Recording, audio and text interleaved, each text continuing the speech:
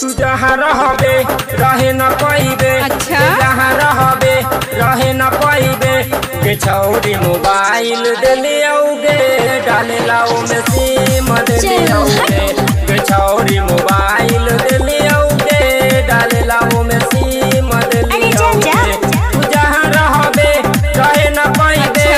जहाँ रहबे रहे न पाइबे के छौरी मोबाइल दिले औगे डाले लाओ में सिम दिले औगे के छौरी मोबाइल दिले औगे डाले लाओ में सिम दिले औगे।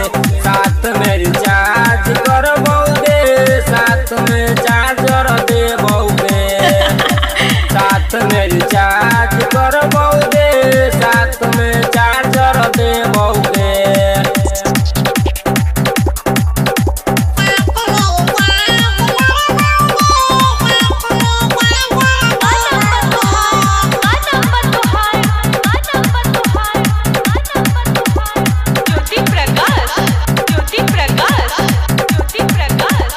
हमारा दुकान पे आ जाई है।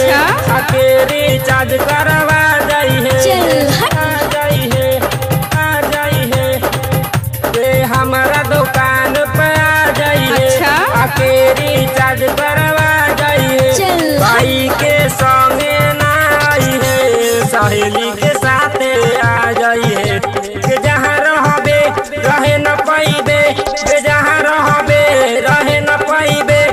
जहाँ रहबे रहे न पाइबे छौरी मोबाइल